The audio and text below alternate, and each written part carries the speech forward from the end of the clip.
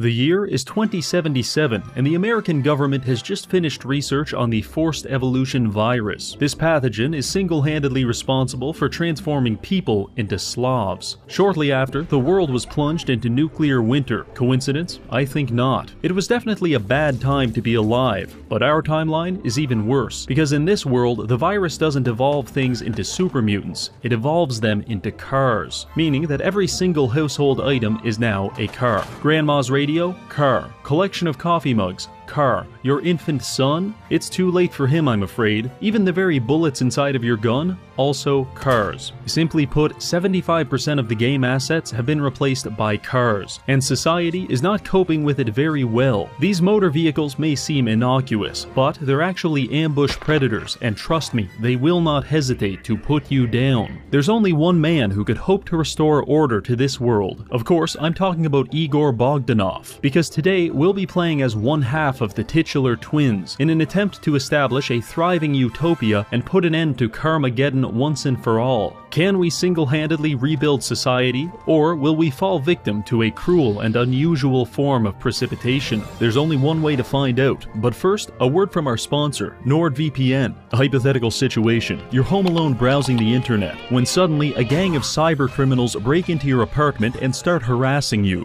They're trying to steal your browser history and credit card information, and you're powerless to stop them. However, all of this could have been avoided with NordVPN, because Nord will protect your data and never let the cyber criminals find you in the first place. In fact, all it takes is one click of a button and you can change your location to anywhere in the world, allowing you to access hundreds of region-locked TV shows and movies. Nord has also introduced some additional features, such as their kill switch. When using other VPNs, there's a risk that you could momentarily lose connection to their servers and compromise your data, but not with Nord. Simply enable the kill switch, and if you lose connection at any point, Nord will temporarily disable your browser, thus ensuring your safety and anonymity. Other than that, they also offer Threat Protection Pro to shield you from online malware, such as the 800 terabyte zip bomb full of Bonzi Buddy that I am actively sending to your Gmail. So what are you waiting for? Go to nordvpn.com/ReggieGames to try Nord. For a limited time, they'll even give you 4 extra months of protection and a Saley eSIM with up to 20 gigabytes. This will help you stay connected to the internet at home or abroad through affordable data packages, thus allowing you to avoid expensive roaming charges. Trust me,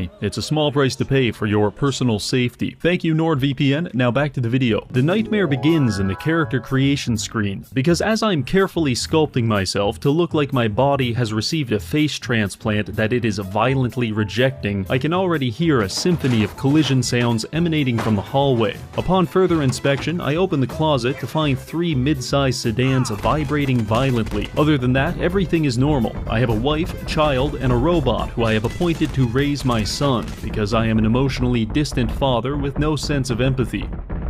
Then, suddenly, a broadcast comes on the TV. This entire area is about to be vaporized by nuclear weapons, so obviously I escape out the front door, making sure to lock my wife and child in behind me before sprinting down the street in the wrong direction. I turn around, dodging and weaving my way through a series of cars as I race toward the fallout shelter. Many good people are left behind. I do not care. And despite Mr. Russell's best efforts, I'm the first one to make it to the elevator. I look behind me to see that my wife and child are trapped on the rear bumper of a Chevy Plymouth. Pay attention to the helicopter landing in the background, because it lands directly on top of a car, crushing it and setting off a chain reaction of explosions which killed the entire neighborhood. I was hoping that was just bad luck, but this pilot is nothing if not consistent.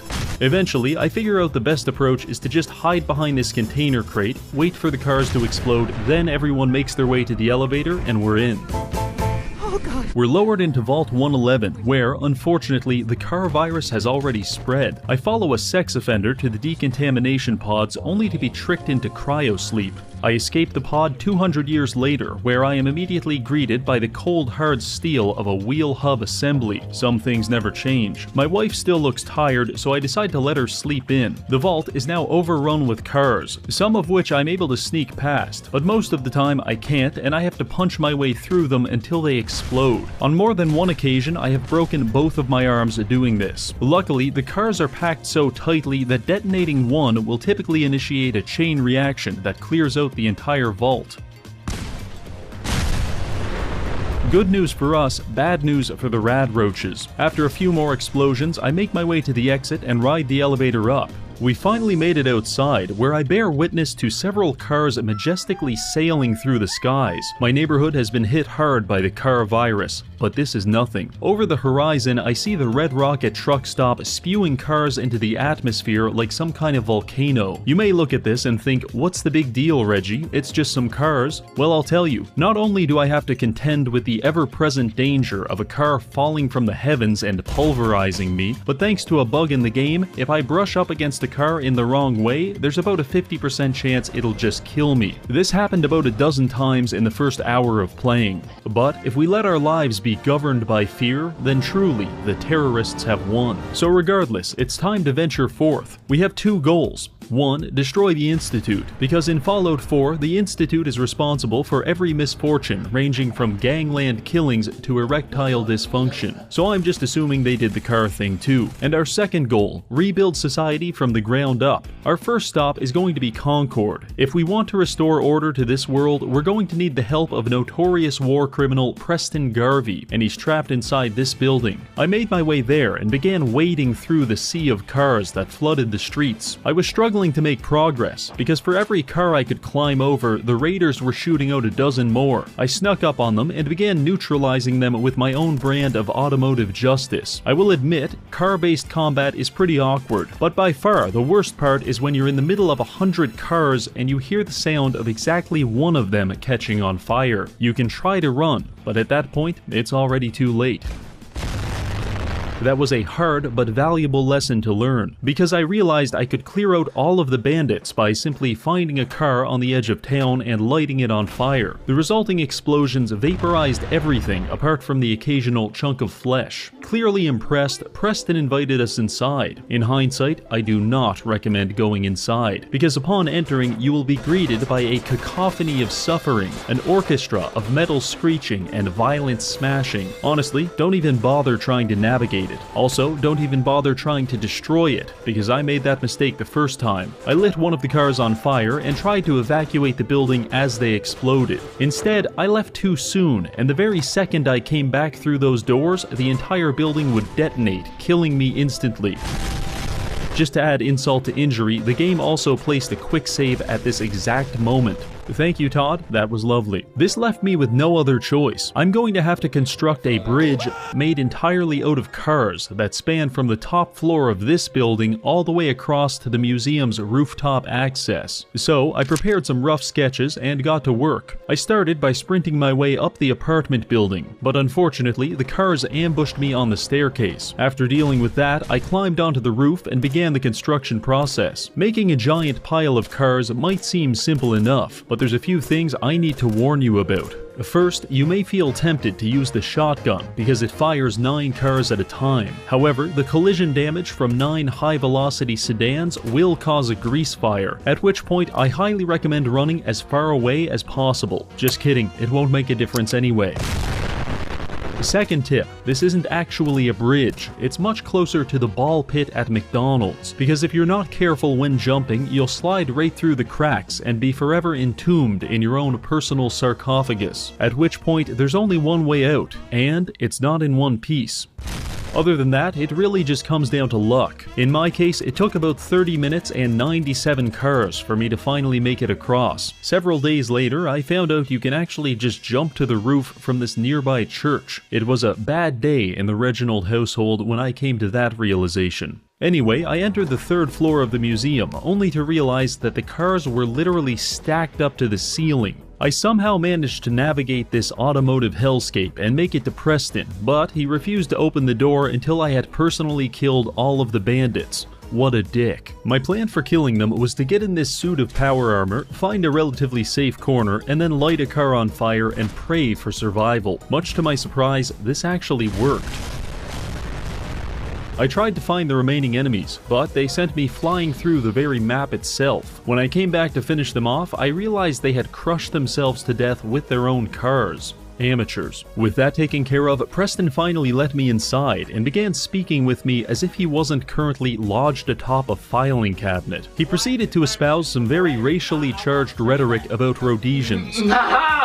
fried chicken! I told him that was wildly inappropriate, and we agreed to discuss it later. In the meantime, I have to go outside and kill more criminals. My only advice for this section is don't get cocky just because you're in power armor, because those raiders will absolutely laser you, and I cannot express how jarring it is to get hit by a car, fly through the air for 30 seconds, wake up in a different time zone, and then get hit again. Also, that bridge we made, I recommend using that to your advantage.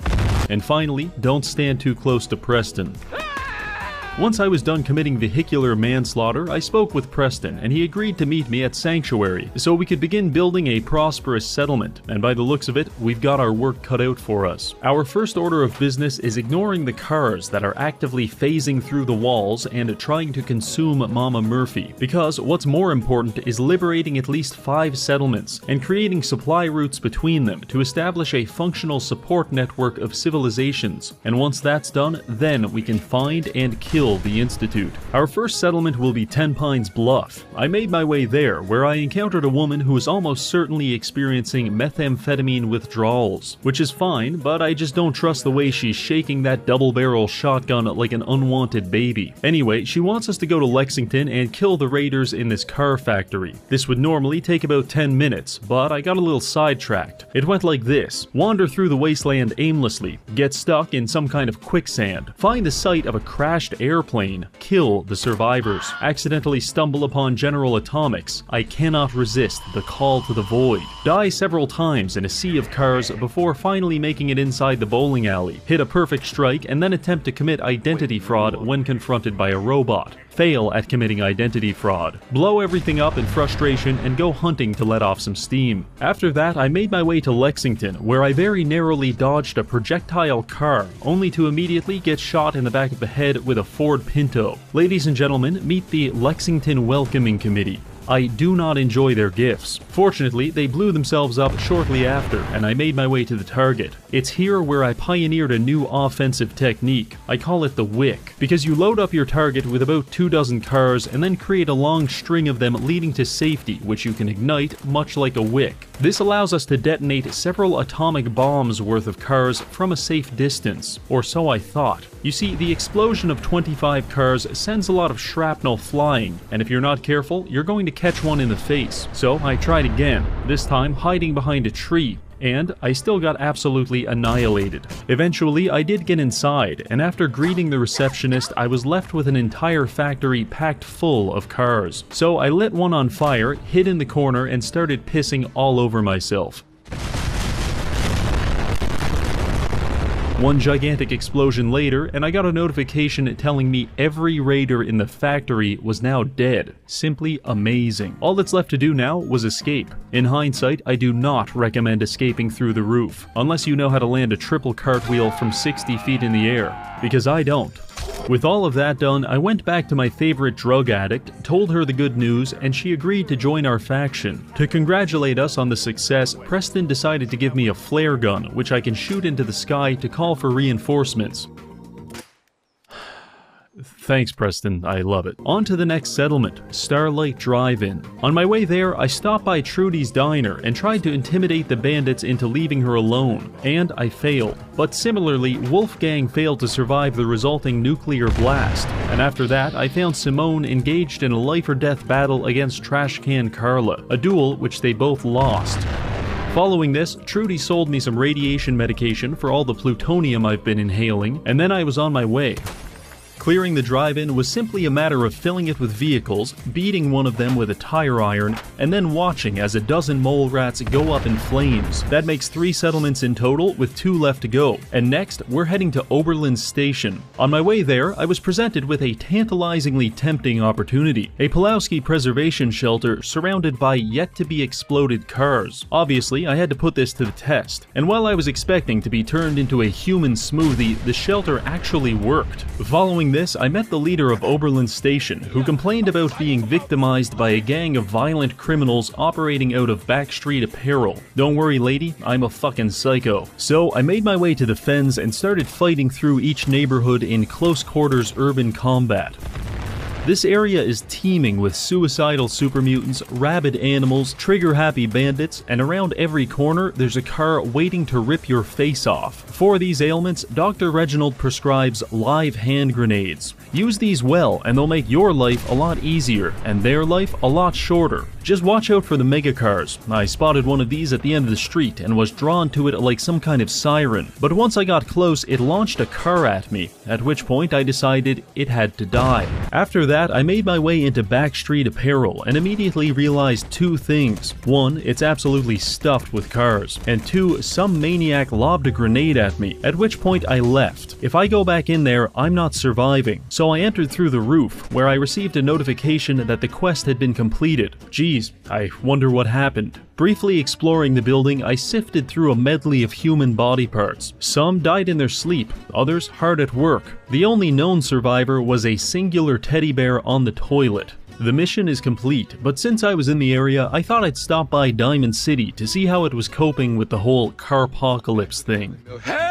I approached Piper, but felt extremely uneasy about the car dangling over her head. My suspicions were confirmed when it smashed my skull into a million pieces. After respawning, I can confirm that this car, in specific, is an absolute bastard. When I did eventually get inside, things weren't looking so good. The cars were blocking access to several homes and storefronts, and at least a dozen people appeared to be homeless as a result. Also, within minutes of being here, I witnessed a man pull a gun on his own brother before security guards blew his head off with a car. This place has gone to hell. So I promptly left, only to be crushed by automotive precipitation within seconds of leaving. But it's not all bad, because while I was there, I pawned my wedding ring to a Spanish man in exchange for a long-range scope on my rifle and a silencer for my pistol. Now my enemies will never know what hit them. With that, I decided to head back to Preston for our final mission, and my transit was accelerated substantially when I made the mistake of jumping on this pile of cars and getting launched into a ditch 300 feet away.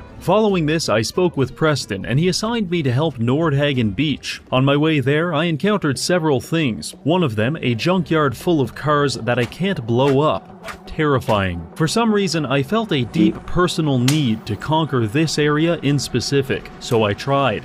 This was a mistake, because I spent the next 30 minutes dying, being lit on fire, or my personal favorite, being chased through the woods by a suicide bomber, accidentally blinding myself, and then getting attacked by a black bear that I can't even see. After much suffering, I did manage to clear out 99% of the junkyard. The only survivor was a singular super mutant wielding a wooden 2x4. I used this as an opportunity to bully him extensively, until I got bored, lodged him in some construction equipment, and meleeed his foot until he died. Abusing him in this way channeled some feeling similar to melting an ant with a magnifying glass, and personally, I liked it a lot. After this, I came across a robot racetrack where these bandits are betting money on which robot is going to win. Very exciting. Possibly more exciting is that I snuck upstairs, hacked into this computer, and found out there's a button to detonate all of the contestants. The level of free will that I didn't have in this moment was possibly akin to demonic possession, because I could not stop myself from pressing that button. The bandits did not appreciate this. How do I know that? Well, there's only so many ways to interpret being lit on fire, shot with an automatic rifle, and drown in the ocean. So,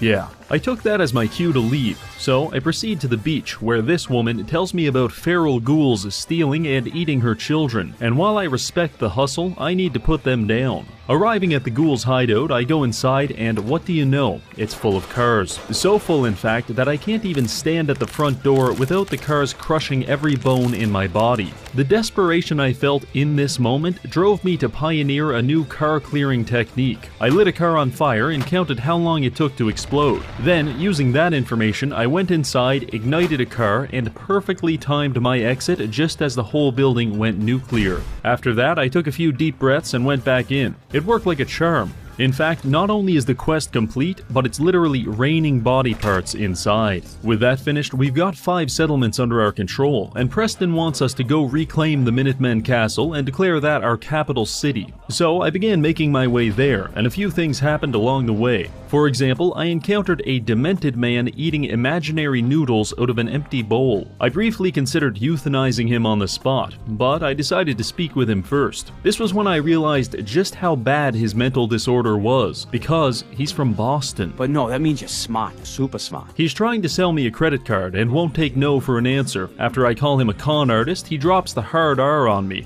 Retard. Well, Parker Quinn, I might be retarded, but at least I'm not retarded enough to eat ramen noodles in the middle of 4 flaming cars.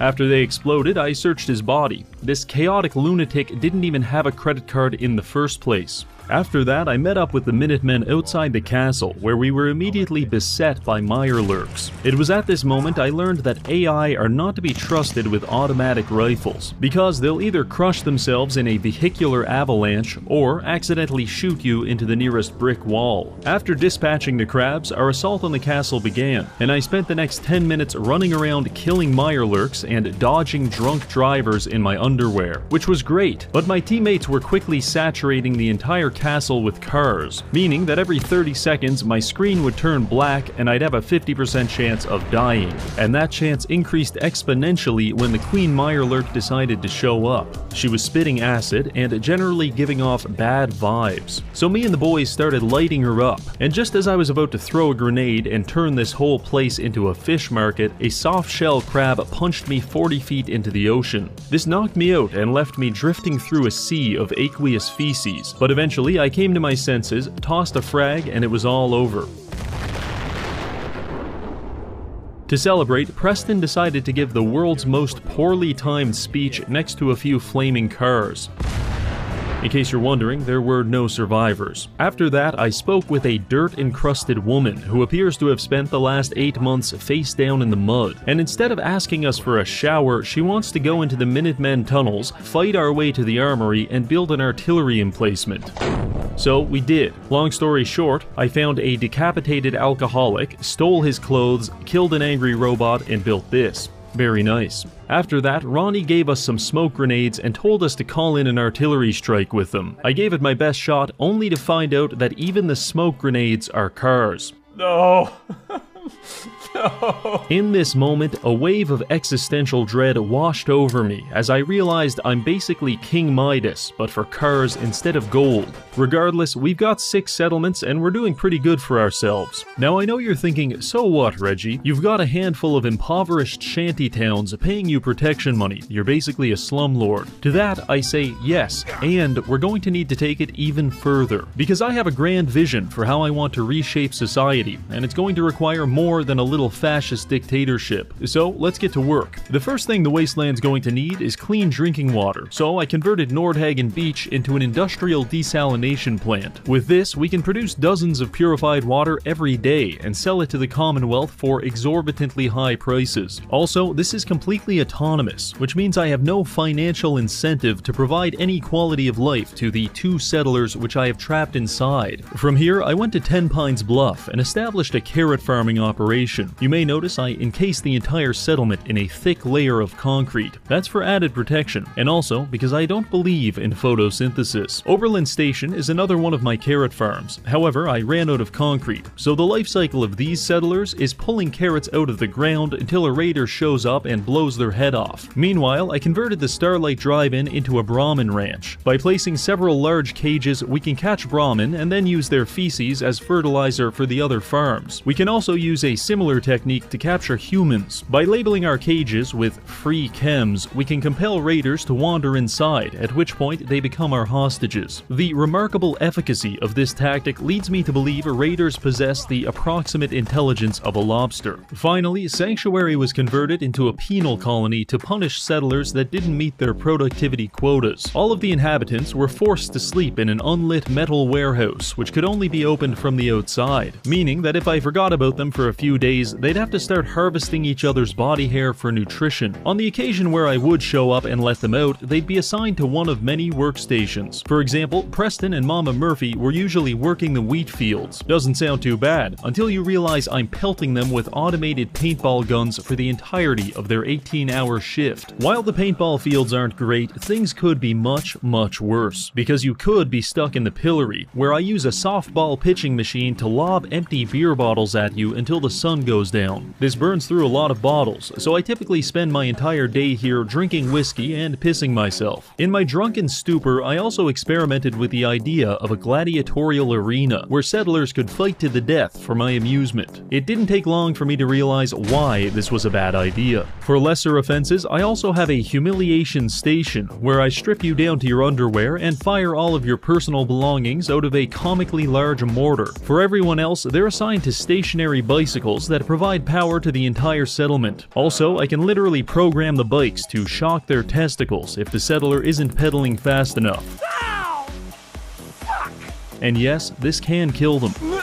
Honestly, this is the beating heart of my whole faction, and I shouldn't even call it a penal colony, because they're free to leave whenever they want. They just have to make it past the gauntlet, a series of rotary blades that will not hesitate to put you down. You see, here in my factories, the worker does not own the product of their labor. In fact, they're not even entitled to the sweat of their brow, because that belongs to the desalination plant. Instead, they are afforded the privilege of living in a car-free society, and I think that makes it all worth it. Now you may be wondering why I chose to farm these things specifically, and I'll tell you. It's because at the castle I have created the largest macaroni and cheese factory in the entire world, a title which is substantially easier to hold in the post-apocalypse. By using the carrots, wheat, and purified water from my settlements in addition to plastic waste that I've pulled out of the harbor, I've been able to build and operate 8 full-time food processors, which are churning out Blamco mac and cheese around the clock. Now come here, I want to play a little game with you. When you look at this fully automated factory equipped with vacuum hoppers, logic circuits, and a laser tripwire sorting system all powered by a fusion reactor, which of these things do you think I had to get from a mod? Well, I'll tell you.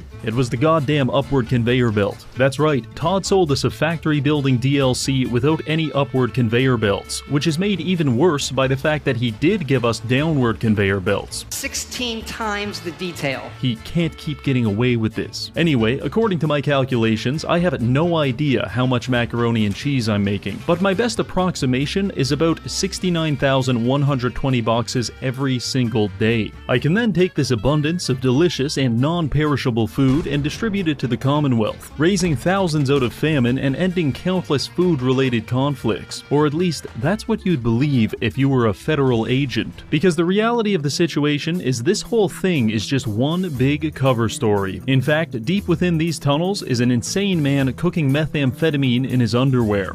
It's me.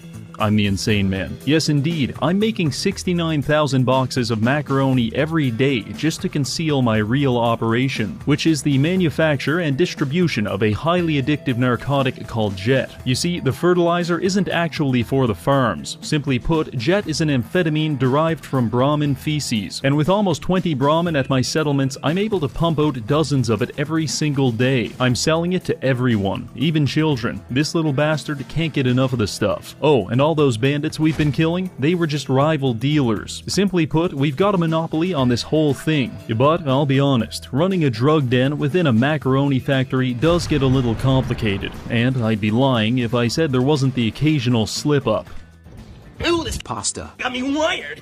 The fuck are they putting in this shit? But listen, this little secret stays between you and me, because while I could be making millions selling pasta and purified water to the masses, I actively prefer making thousands by creating the next crack epidemic. So, with all of that out of the way, I think it's clear that we've rebuilt a functional and prosperous car-free society, and I for one am filled with confidence when I consider our prospects for the future. The only thing left to do now is to destroy the source of the cars, which is the Institute. It's going to be a lot of work, so let's try to get through this as quickly as possible. At the start of the game, I allowed the Institute to steal my son Sean, because now I've got a man on the inside. All I need to do is find him. I went back to Diamond City to hire a private detective named Nick, but he himself is also missing. His secretary asks us to find him, so obviously I extort her for money. I do have 125 caps. More money. Fine. We'll make it 100. Even more money. Okay, you win.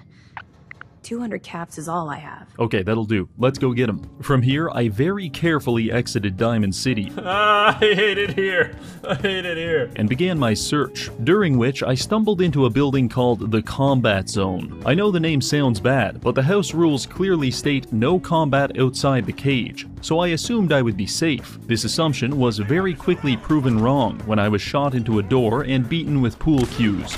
However, karma comes quickly for rule breakers, and the entire building exploded shortly after. I got up, made my way into the cage, spoke with a burn victim, not sure if he looked like that before the explosion, and then he gifted me an indentured servant named Kate. I know that sounds like a good deal, but she's a violent Irish drug addict who will sexually harass you at every opportunity. I took Kate to a nearby lake with the intention of drowning her, but instead I stumbled upon a sea monster named Swan. He's submerged underwater, and if you disturb him, he will beat you to death with an anchor. So instead, I began carefully and deliberately distributing cars all over the area. After about 30, I heard him wake up, so I tossed a grenade and ran away with all 7 of my frames.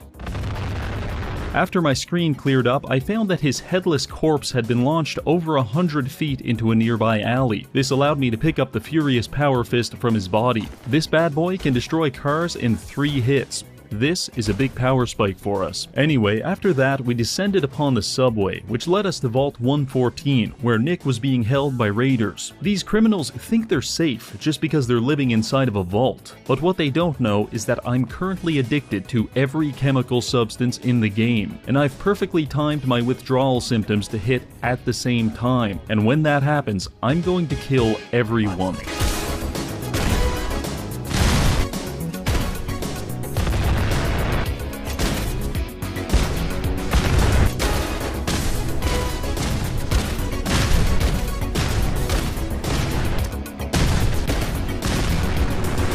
There is a temptation to feel guilty about the fact that 95% of my victims can't even be identified through dental records, but they should have thought about that before being born. After the killing spree, we found Nick and began our escape, but our progress came to a grinding halt when Nick became hyper-fixated on this specific laundry room. He just stood there for hours, and nothing I could do could get him to leave. Eventually, I realized I could move him around by punching him in the face, and so began the hour-long journey of punching Nick all the way to the objective. But you've got to be careful, because even though he has about 150 concussions by this point, he will not hesitate to jump up and start running back to the washing machine if you let him. So stay vigilant and keep swinging. Eventually, I got him to the objective, and we were just about to escape when we were confronted by Skinny Malone and his thugs. Fortunately, I was able to weaponize my status as a terminally online man to red pill Skinny into believing that his girlfriend was just using him for his money. This revelation made him feel so dejected that he didn't even want to fight us. The one condition is that we only have 10 seconds to leave. But Nick is currently fighting and losing a battle against a 1955 Lincoln Indianapolis, so he couldn't escape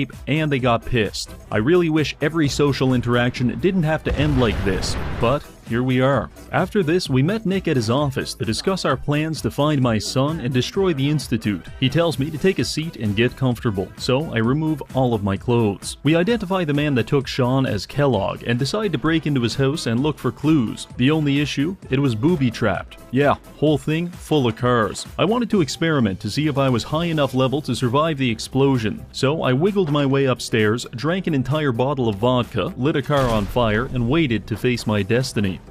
Destiny hurt a lot, but I survived by jamming adrenaline syringes into my chest and plugging my wounds with leftover food. Nick and Kate were also completely fine. With the cars now cleared out, we were able to find Kellogg's gooning chamber, which had no shortage of genetic material. Genetic material which we then used to track him down with the help of a dog. I'm not exaggerating when I say that I probably died 50 times during this part, and I don't know why. Things just kept exploding. Eventually, I was even able to predict my deaths down to the second. 3, 2, 1.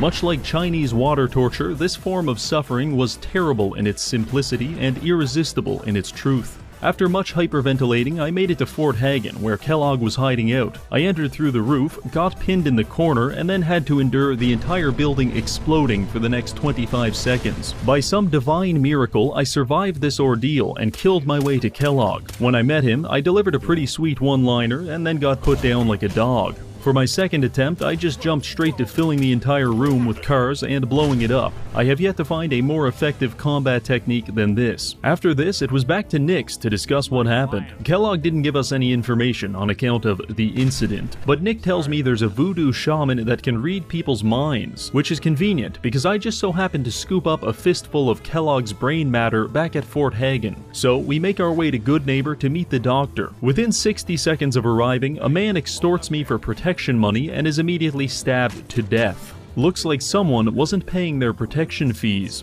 After that, I head to the memory den, where I am victimized by a car half a dozen times. I cannot properly express the anxiety I now experience when entering buildings, but if you can imagine that behind every door, cabinet, and cupboard in your house, a car is waiting to kill you, then you are approximating the surrealist hell that is my reality. Eventually, I made it past the cars and met Dr. Amelia, who offers to put me inside of Kellogg's memories to try and find the location of the Institute. So I agree, and dear God, there's cars even in the memories. I spend some time rooting through Kellogg's psyche, where I learn that he's so violent because his father didn't breastfeed him enough as a child. I also learn that there's an escaped scientist from the Institute, and if I find him, he can tell us how to get in. His name is Virgil, and he's hiding out in a sea of radioactivity. So I very carefully navigated my way to the nearest clothing store, making sure to die several times in the process, after which I bought myself a hazmat suit. This should mitigate the radiation from the glowing sea. On our way there, I observed the arrival of the Brotherhood of Steel. They've got all kinds of helicopters flying around, but they're not coping very well with the local anti-air defenses. Anyway, I arrived at the glowing sea and equipped my suit, giving me near 100% radiation immunity. Kate, on the other hand, well, she's pushing the theory of radiation hormesis to its upper limits. Honestly, once you get past the prostate cancer, the glowing sea isn't too bad. I fought a few things, realized the utility of a double-barrel shotgun, and then absolutely humiliated this Deathclaw. Proceeding a little further led us to the Children of Adam. They're basically a cult that worships radioactivity, but despite all of their brain tumors, they were actually quite helpful.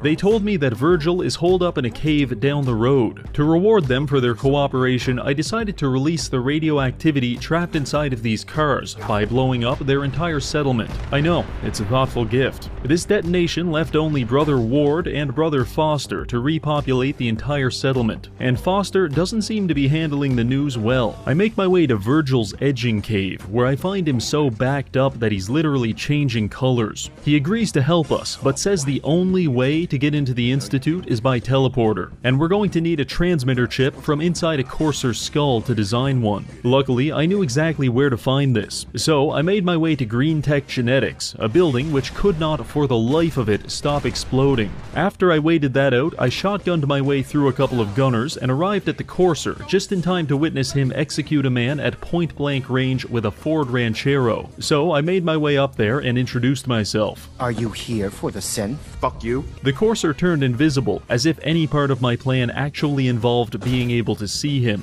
14 car explosions later, I had his brain in my hand. The only people that are capable of decoding this brain chip are the Railroad, a highly secretive society of anti-Institute resistance fighters. So clandestine is their operation that the only way to find them is following a bright red line on the ground for 10 minutes and then entering Railroad as the password to their base. Holy shit. Anyway, I met with the Railroad and started lying to them immediately, because why else would I be playing a charisma build? They agreed to help and introduced me to a clearly neurodivergent man who attempted to decode the chip by endlessly typing the same 4 letters on his keyboard as I phased in and out of consciousness due to my acute radiation poisoning. Stunningly, this worked, and we now have all the information needed to design a teleporter. For some reason, I trusted Virgil to do this, despite him being a biologist and not an engineer. I don't know if you're aware, but that's like hiring a plumber to do your heart surgery. Anyway, in the spirit of making bad decisions, I took Virgil's teleporter schematics to Sturgis to build it, despite the fact that I have personally witnessed him hammering a wall with no nails for over an hour. If that wasn't bad enough, he came back and told me we could build this space-age teleporter using the random garbage lying around our slums. So I did. but I have never felt less confident about something in my entire life. Regardless, he flipped the switch and teleported me into the Institute, where I then took the world's slowest elevator downstairs to find my son Sean, who, for some reason, is scared of the naked man smelling of vodka with a bloody power fist, because he's claiming that I'm not his father. Shortly after, a character named Father enters the room and introduces Sean as his son. And the product of my semen, my son! Sean. Long story short, Father is my son, and Sean isn't even human. In fact, he's a Redditor. My father's son then spends his next 20 lines of dialogue trying to convince me on the merits of dating femboys. Please try and keep an open mind. This is insane. Right, wrong, irrelevant. It really is humanity's best hope for the future. Maybe. I don't know. I've been a part of something amazing here. And now, after all these years, you have an opportunity to help with that. It was all very confusing, and I'm pretty sure they're just trying to distract me from the whole car thing. And honestly, it's working. Anyway, I checked my notes, and according to the quest map, it is at this point in the game where we need to become hostile with the Institute. It doesn't really specify what that means, so I took it in a pretty extreme direction. After beating my son to death, I made my way to the atrium, a large open area just waiting to be filled with cars and exploded. So I did exactly that, at the cost of my own frame rate. And to the best of my knowledge, there were no survivors. I also stopped by the weapons lab to try and destroy their research and development team, but it looks like they've got that covered themselves.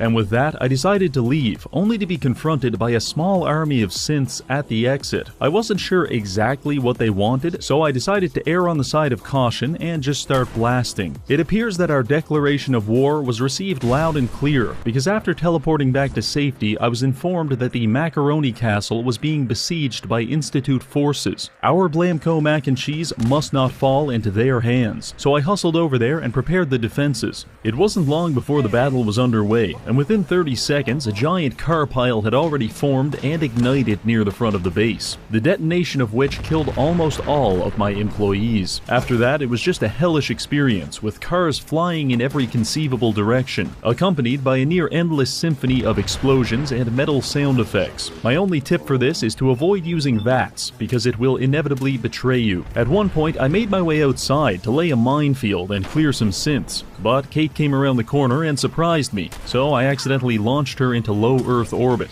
Never saw her again after that. 20 minutes and countless explosions later, we had finally defeated the Institute army, but the damage they inflicted was devastating. For example, there were carrots everywhere, and more than a few body parts had made their way onto the conveyor belts. This was indeed a dark day at Blamco Mac and Cheese LLC. I knew retaliation was necessary. We need to send a message to the Institute, and it has to be written in synthetic blood. Unfortunately, Preston says we don't have enough people to launch an attack, so I decided to capture Vault 88 to recruit more soldiers. It was controlled by a gang of raiders, but in possibly my most stylish move to date, I killed all of them while cartwheeling over their exploding corpses in the canyon below.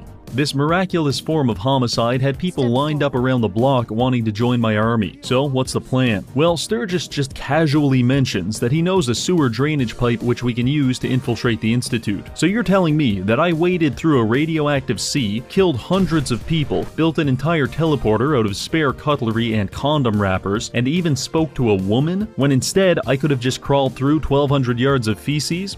Thanks a lot, Virgil. So, I put on my hazmat suit and made my way to the sewer pipe. The Institute did attempt to block it with a car, as if I'm not some kind of expert at destroying them by this point. After battling my way past a bunch of guards, I'm back inside, and I hack into their computer, briefly play Galactic Control, accidentally shoot down a commercial airliner, and then teleport everyone to my coordinates. The plan is to fight our way to the reactor and place a bomb on it, which will cause this entire place to go up in flames. Pretty good idea, actually, but I'm not exactly filled with confidence when I look at my reinforcements. Before the fighting began, Preston asked me to give the Institute citizens a chance to evacuate, because apparently we're not here to commit mass murder.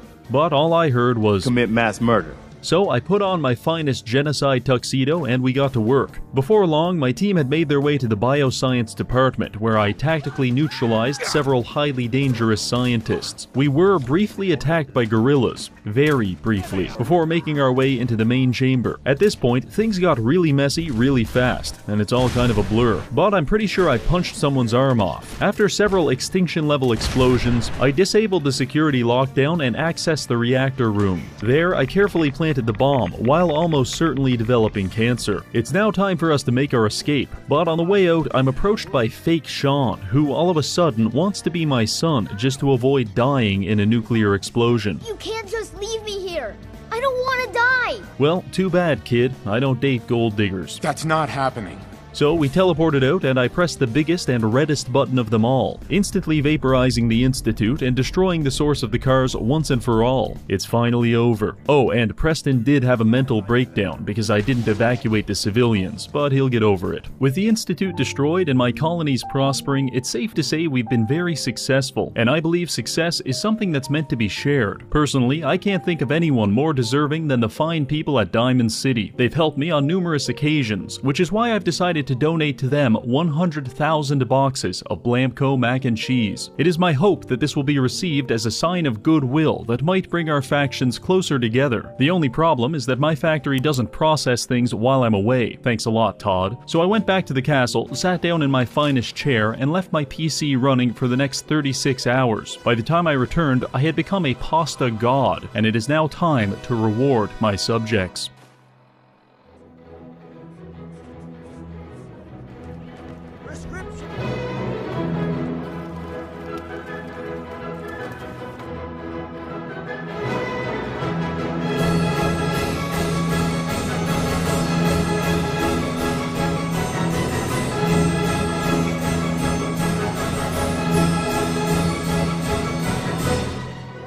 Well, there it is, 100,000 boxes of Blamco mac and cheese enveloping Diamond City like a warm blanket. However, there were no celebrations, no fireworks, and the city was not undergoing the massive cultural and scientific renaissance that I was expecting. And I didn't understand why. It's perfectly good food, but upon closer inspection, it became obvious. All of this pasta is uncooked. No wonder they're not eating it. So what we need is heat, the byproduct of an exothermic reaction. An exothermic reaction, such as a car exploding. Fret not, Diamond City, I've got just what you're looking for. Gentlemen, it's time to cook.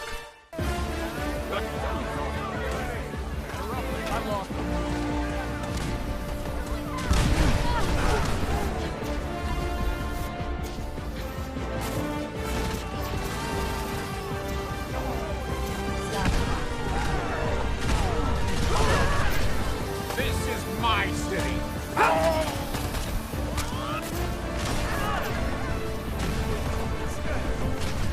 Well, that does it for this video. We've saved the world from an automotive apocalypse and ushered in an era of abundance and tranquility. Thank you to this month's patrons for supporting the channel, and finally, thank you for watching.